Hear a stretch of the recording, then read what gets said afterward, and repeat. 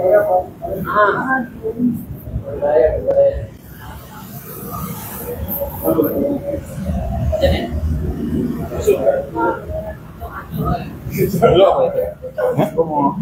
ini. Ini mau pegangin. Hah? Mau pegangin. Boleh.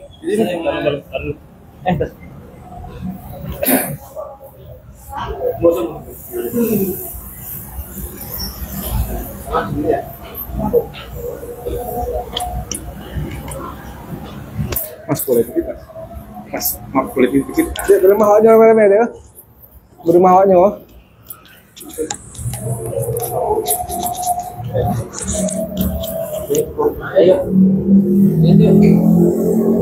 Dah. Ya, Mas Rais, mungkin sedikit komentar respon dari FP seperti apa ketika mengetahui ayahnya jadi tersangka gitu. Ya, seperti yang udah kita jelaskan, saya dan FP itu udah menjenguk ayahnya di Banyuwangi. Gimana? Kita udah jenguk 2 kali. Sebelum kita balik ke Jakarta kemarin kita juga sempatkan untuk menjenguk lagi yang kedua kali gitu. Jadi seperti yang udah saya jelaskan ke rekan-rekan media bahwa FP ini sudah nggak down gitu ya, nggak down arti kata dia sudah tahu dari sebelumnya. Jadi ketika hal ini diberitakan ke dia, ya dia udah nggak shock lagi gitu. Memang tahu sejak lama FP mengenai ayahnya kasus ini, Pak? Benar, sudah tahu sejak lama. Tapi memang FP-nya juga mengetahui, maksudnya ayahnya juga main itu juga di depan FP kan seperti apa? Ya. Akhirnya FP tahu gitu. Ya mungkin kan anak seusia FP itu kan udah mengerti ya, udah mengerti dan udah paham dengan hal itu gitu. Jadi ketika dia melihat, dia menanyakan apa itu gitu. Terus dia juga mencari tahu yang dimainkan itu apa gitu. Oh, dikasih tahu sama ayahnya gitu. Ya mungkin atau mungkin dia mencari tahu sendiri. Kenapa tahu? Sudah lama sih, saya pastinya nggak tahu tanggal apa, waktunya kapan itu nggak tahu saya. Tahun lalu atau 2 tahun lalu? Mungkin seperti itu.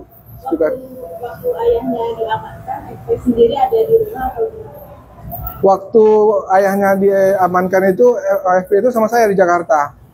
Jadi kita tahunya dari via telepon, kakaknya telepon jam 6 pagi.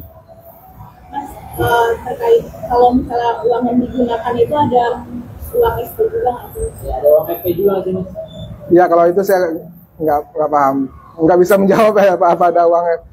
Yang kita tahu bahwa FP itu ya bekerja, terus hasilnya dia juga serahkan dikelola oleh kedua orang tuanya. Oke, setahu ini Mas tahu gitu ayahnya FP bekerja kan seperti apa gitu? Maksudnya ayahnya FP? Ayahnya bekerja punya pemasukan gitu selain uang dari karel. Ayahnya FP itu mengelola usaha yang udah dimodalkan FP. Jadi FP itu sudah memodalkan keluarganya, ada tambah, ada apa kayak warung kecil-kecilan lah gitu. Jadi itu yang dikelola. Dan itu yang dikelola oleh ayahnya FP. Iya, yang dikelola. Saat pertama kali mendengar ayahnya diamankan itu respon FP gimana, Mas? Jadi pada saat pagi itu mendapat informasi bahwa ketika dia dapat telepon dari kakaknya, dia langsung saya tanya langsung gitu ya, ada apa Rel? Bapakku udah ditangkap gitu, dibawa sama ibuku gitu ya. Nah, terus ya udah dia lanjut tidur lagi. Maksudnya saya juga, oh ya udah gitu. Maksudnya ini kan sesuatu hal yang kita udah nggak terkejut lagi gitu loh. Karena menurut saya pribadi kan ini mungkin bom waktu yang suatu saat yang udah saya prediksikan gitu loh. Si sang ayah ini memang sudah dibilang ngeyel ya, dibilangin diingatkan selalu dari gitu. Ya ngeyel nggak tahu ya, soalnya ya mungkin anaknya juga udah nasehatin, sayanya juga udah pernah ngomong juga. Mungkin yang namanya dodol itu kan sifatnya kan kecanduan ya. Kalau walaupun kita berawalnya iseng, tapi kan tetap aja bikin candu, mungkin kecanduan. Tapi hubungan Farel hubungan FP dengan ayah itu gimana? Baik. Dengan keluarga, saya kan dengan dari sini itu melihat kayak kok susah bilang itu, apakah memang sudah jauh dari ini gitu? Ya intinya kita sifatnya kayak gini. Kalau misalnya kita udah sering ngomong tapi nggak didengarin ya, berarti kita kan udah di tahap ya sudahlah gitu ya, udah pasrah gitu.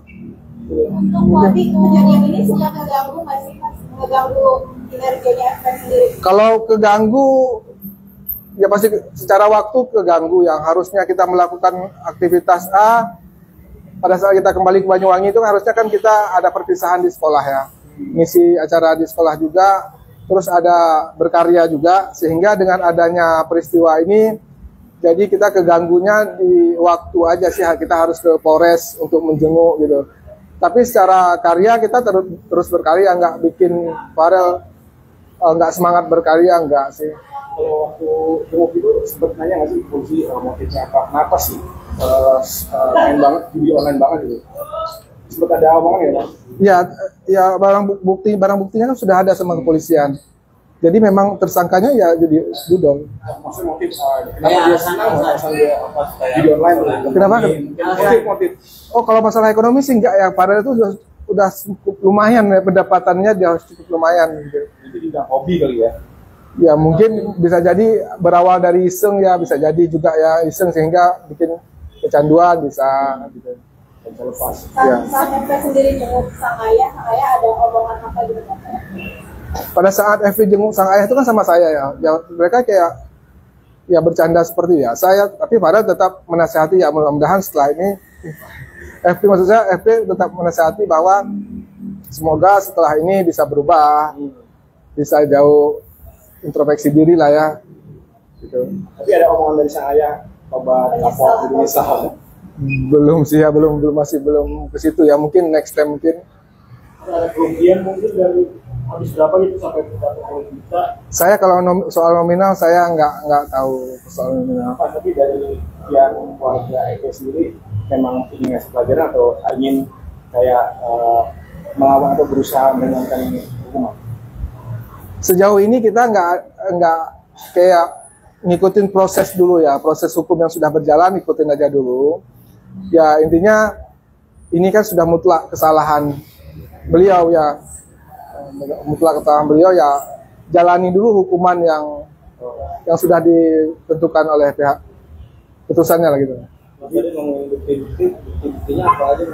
Buktinya ya bukti aplikasi yang digunakan untuk mengakses judul itu kan sudah diamankan oleh pihak kepolisian buktinya. Transfer nominal gitu? Nominal saya nggak tahu. Soal nominal saya nggak tahu. Pas kondisi pada ini saat ini Gimana? kondisi FP saat ini seperti apa? Kondisi FP saat ini sudah kemarin kita sudah ada pendampingan psikolog juga terkait FP ya.